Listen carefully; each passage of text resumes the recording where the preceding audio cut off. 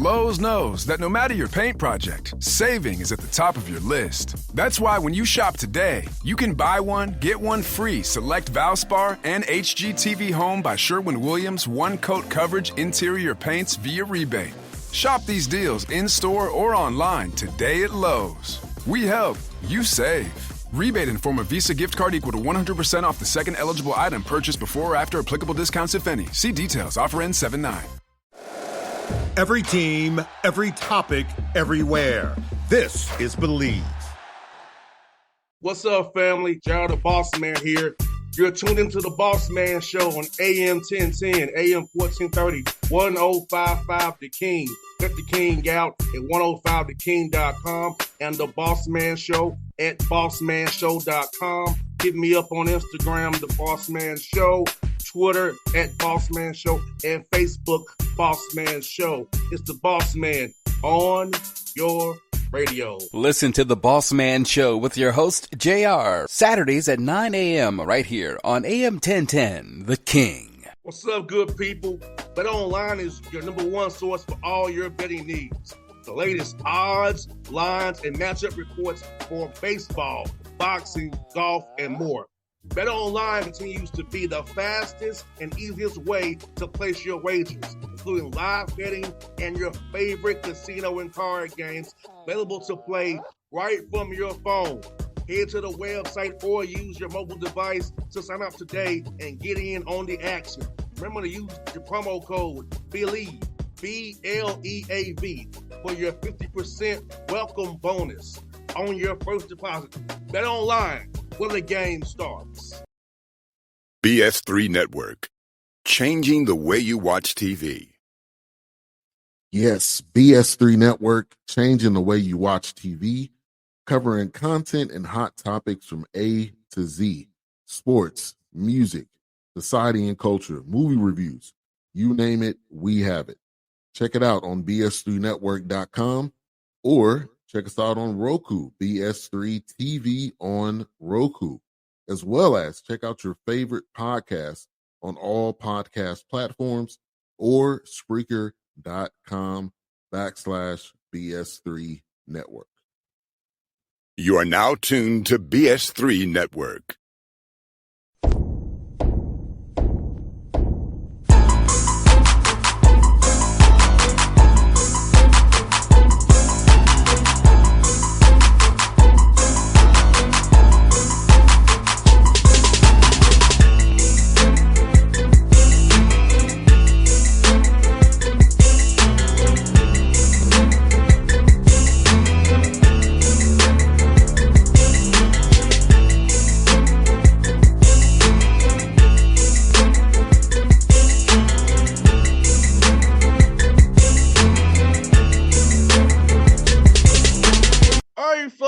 Back on the Bossman Show, going to the OVC, Dr. John Pelphrey, somebody who you all know from South Alabama and also from Arkansas and now at Tennessee Tech in Cooksville in Putnam County, Tennessee. Coach Pelphrey, to talk to you, man. How's life there in Cooksville, man?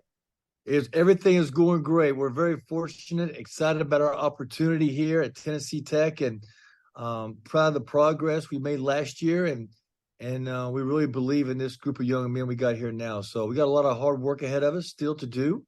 But we got a lot of challenges, obviously, in our league and our non-conference. But we were so excited about it to have a chance to compete in college basketball. And, Coach, for you, do you feel like the 21 season, I know it wasn't the amount of wins you wanted to have, but you feel like that was like the turning point where you kind of knew post-COVID what you had going last year, winning all 11 games in the OVC as well. So do you feel like in 21 really kind of turned the point for your program where the guys really believed what you were trying to get them to do all those years after COVID? Yeah, I think, all of us learned a lot during COVID. There was a lot of things we just had no idea what to expect. Had to come up with different processes of operating, teaching, coaching, even playing. In year two of that, even though COVID was supposed to be gone, it wasn't. We got shut down. A lot of teams got shut down a second time and had to go through some makeup games. For us, it was really challenging because coming out of Christmas was when our shutdown happened. and we had to play, I think, for 5 weeks, 3 games a week. And, college players are not accustomed to doing that. And that may not sound like a huge deal, but when you put in classes, when you put in travel, it was a lot. So the second year was about as challenging, unfortunately, as the actual year that we had to deal with COVID. Last year was, I would say, was more of a normal situation, primarily because the young men that were on our team last year, they all had a chance to come and visit our campus, or we had a chance to go visit with them.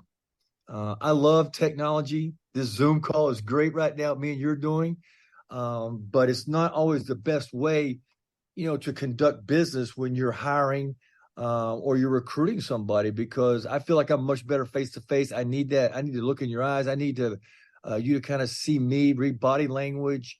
I think those things are really important. So last year, I really believe that the assistant coaches and our young men, they got it right, and I think you saw that, because it wasn't always easy. But if you're going to recruit to character, if you're going to recruit to the class, and guys who find value to leadership and books and ball, and being professional, you kind of got to sit down and have some face-to-face meetings. So when it does get hard, you know what you're going to lean on together to get it done. And that's what happened.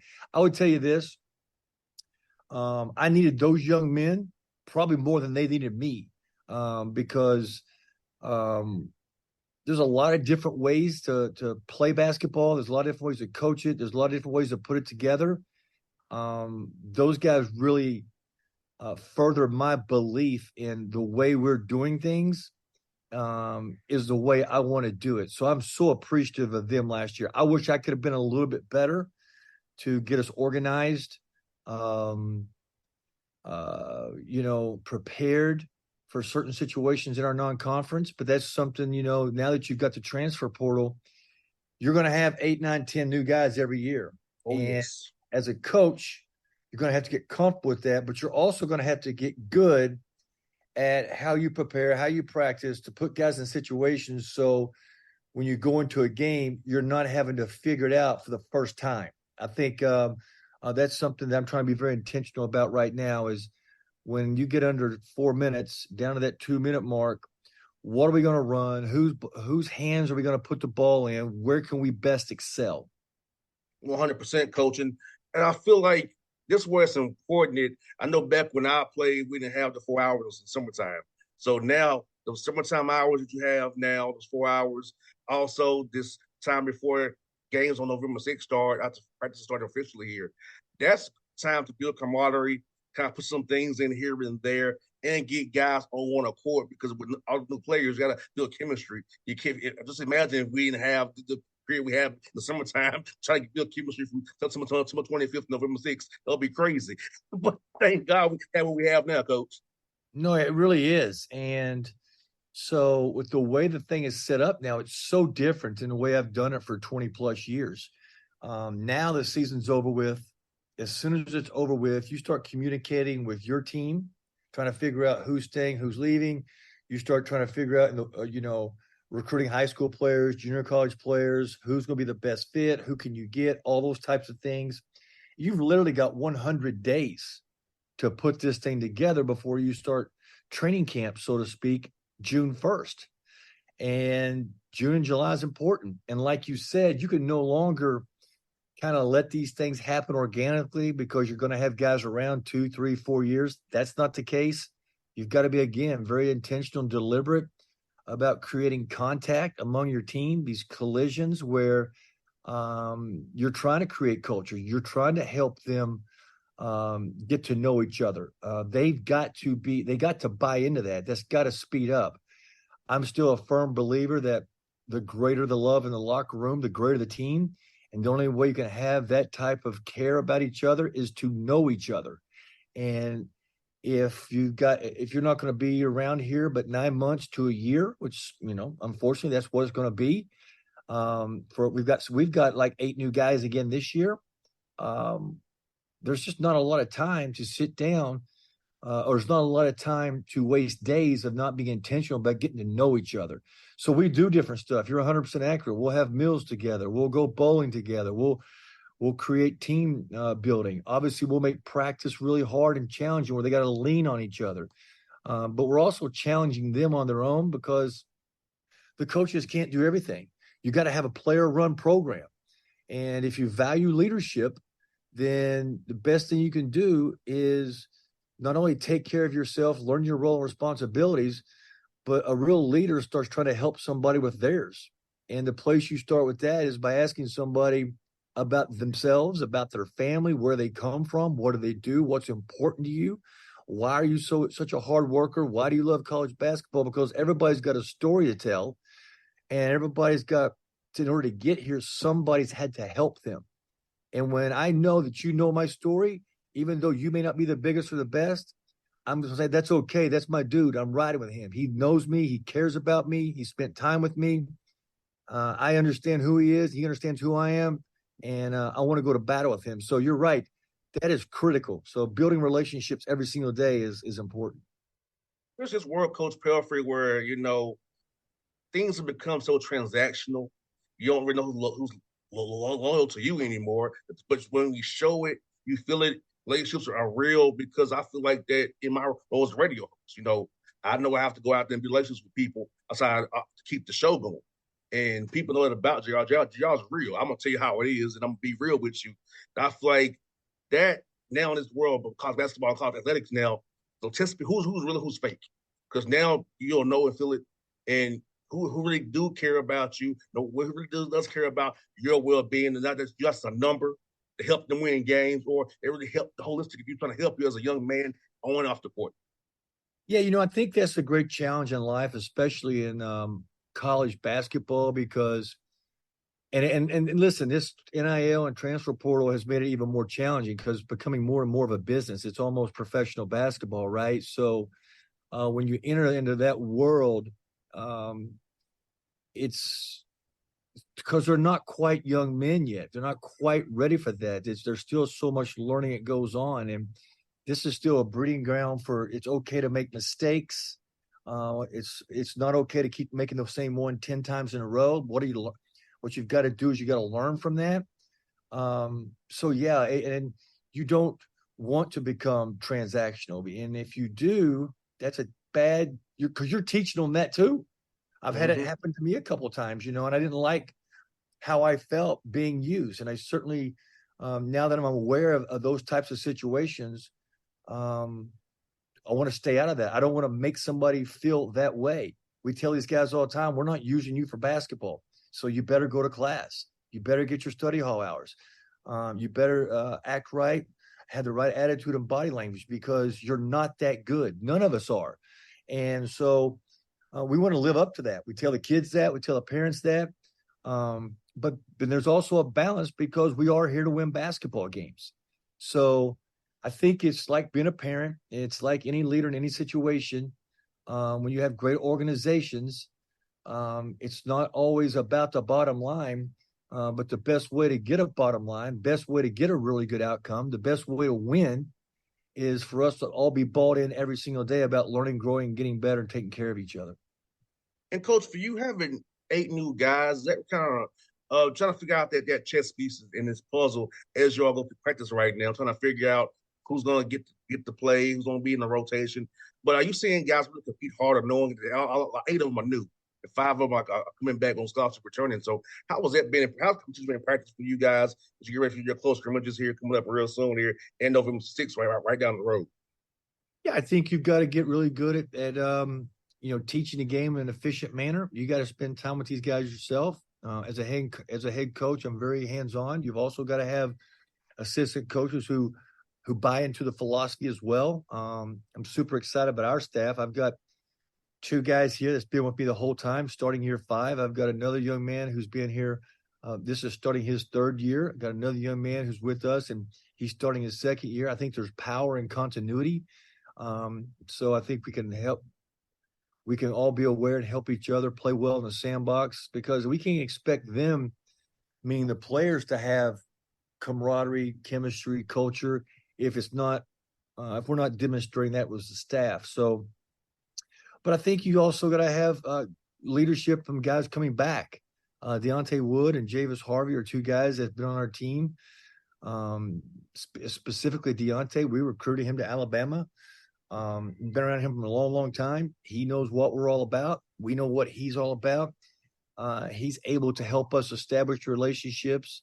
He's able to help take our message to the players when we're not around. And he helps us all have a better relationship with each other. Deontay's amazing because even though he is one of our better players, it's not that he's the biggest or the best either. He's flawed in many ways as a player. He understands the game. He can play multiple positions. He never it's never about him as a player. He's he just plays the game the right way. He's unselfish. He's the same way in relationships. He treats everybody amazing.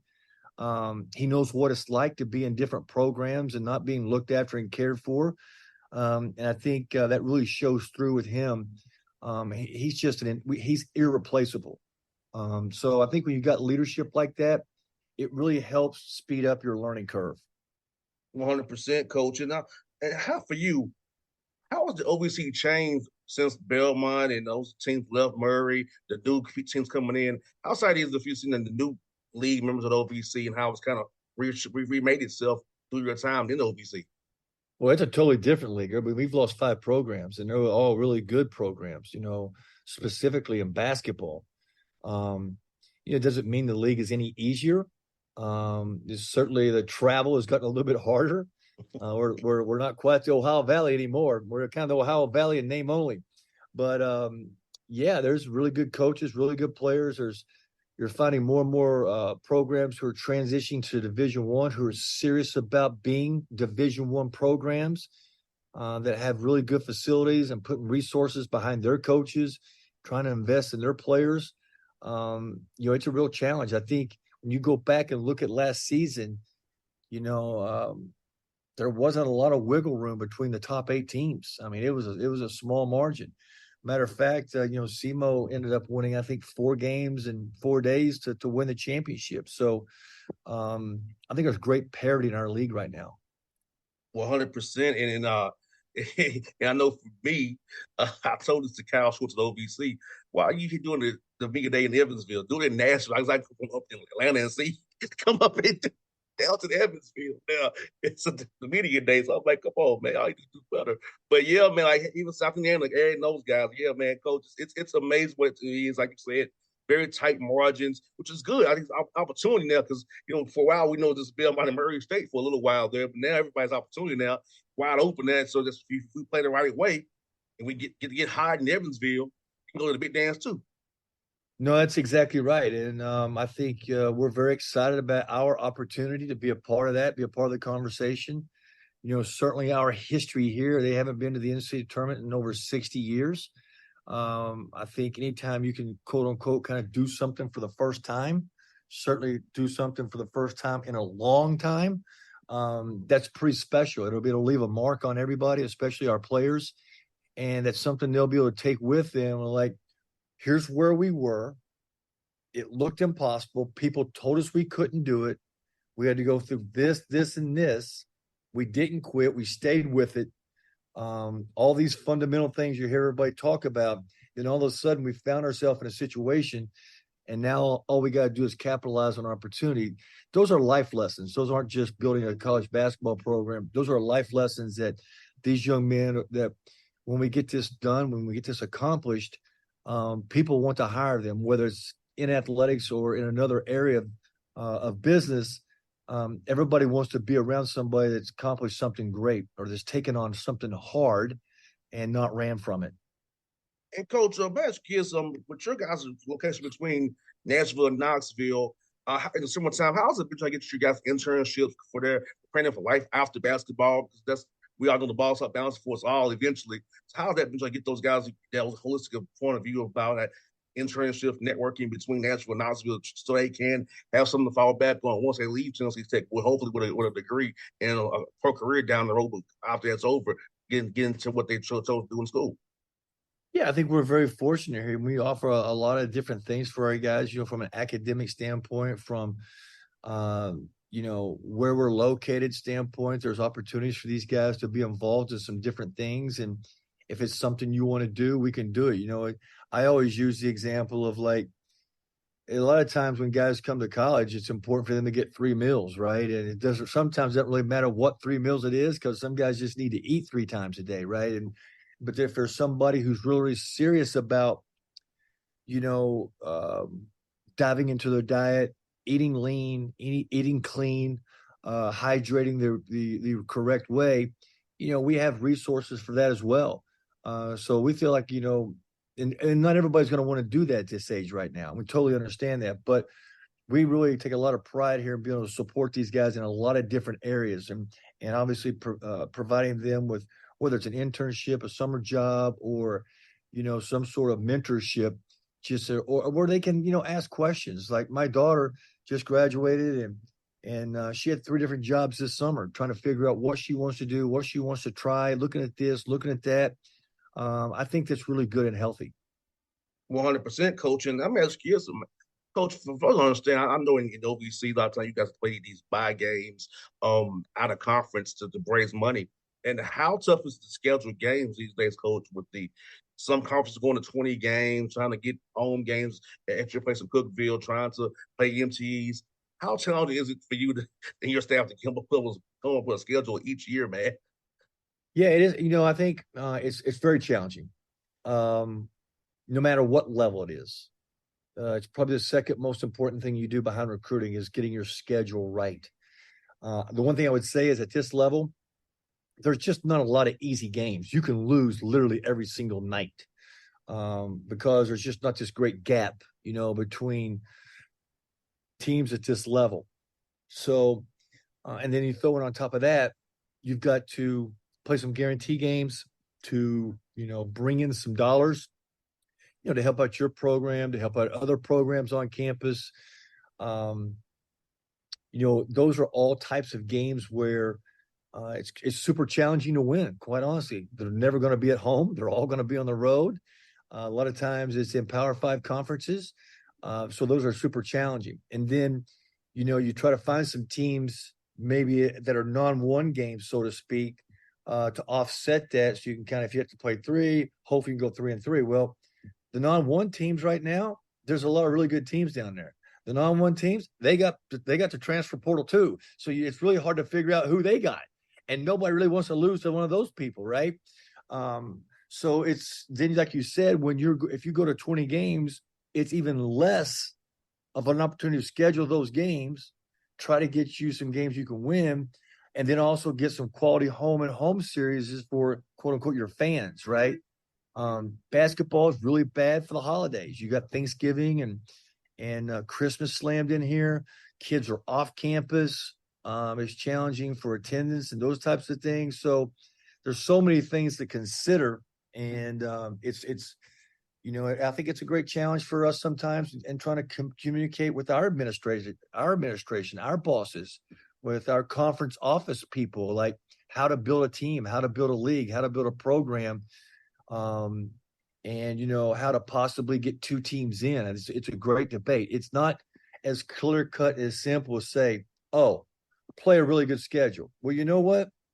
It's hard to tell anymore who's going to be good because there's the transfer portal. Kids are the teams change so much. So just because somebody was good last year doesn't mean they're going to be good this year. And on top of all that, even if we want to play you and you're a really good team and you're willing to come play us, we got to find a date that works. So, it's a very complicated. It takes a lot of time, and it's a real challenge. That's one, coach. You got a contract extension to 26, 27. And tell me about how that made you feel, knowing that the administration sees what you're building over there and seeing 80 of those that you're doing well. So how did it make you and your staff feel there's some stability here for a few more years to keep building the EE's program up? Yeah, I think that was one of the big reasons I felt comfortable getting back into leadership, because I felt like I had a chance to be on the same page with my bosses, Mark Wilson, the athletic director, President Odom, the president of the school. I think that's really important. Just you got to be in alignment there about how you want to go about doing things. Again, there's different ways to do this. and I think we're on the same page about how we want to do this. So I'm excited about that. Certainly not into cutting corners, taking shortcuts, all that type of stuff. They aren't either. They're very process oriented here as well. And I think I'm not looking to have, one good year and then go away. I'm not into that either. I want to kind of get this place where year in, year out, we've got ourselves in the mix, in the conversation. Not that we're going to win it every single year. That'd be great. Well, if we do, but I think consistency and being in the conversation is kind of where you want to be. I got one bonus question for you, Coach. Talk about the state of Tennessee and how all the basketball programs are building up so well from you guys, Tennessee Tech, at Lipscomb, Austin P, Ryan and Martin, Tennessee State, Brooks over there at ETSU, Dan Earl, Chattanooga, and of course Penny Hardaway and Rick Barnes in Memphis and Tennessee. So about how the state, and also Nick McDevitt at MTSU, talk about the state and how all these party coaches inside the state and how these programs are all built up and they playing the right way. Yeah, I mean, you got Chattanooga, you got East Tennessee State. Don't forget Jerry Stackhouse at Vanderbilt. I mean, there's a lot of really quality basketball programs in our state.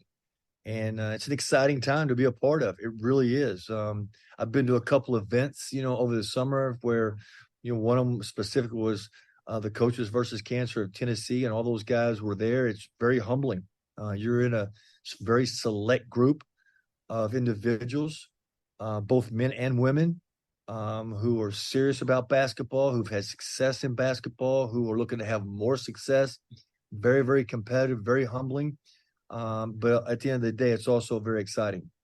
100%. Coach Pelphrey, good to talk to you again. It's been a couple of years we chatted last, but that do us again with you. Hope you have a great success this year. Hopefully you cut down the Nets in Evansville, and we talk again in March, Coach. I appreciate you anytime. Thanks, Coach. You be safe, man. Take care, sir. All right. BS3 Network, changing the way you watch TV.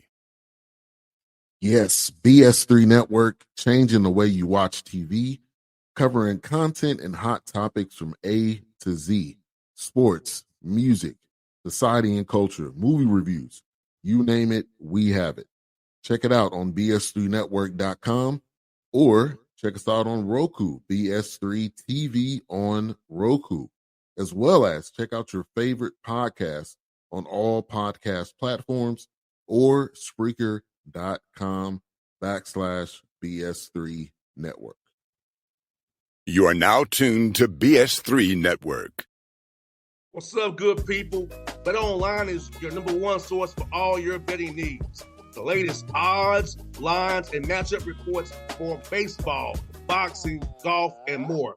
Bet Online continues to be the fastest and easiest way to place your wagers, including live betting and your favorite casino and card games available to play right from your phone. Head to the website or use your mobile device to sign up today and get in on the action. Remember to use your promo code BELIEVE, BLEAV, for your 50% welcome bonus on your first deposit. Bet Online, where the game starts. What's up, family? Gerald the Bossman here. You're tuned into the Bossman Show on AM 1010, AM 1430, 1055 The King.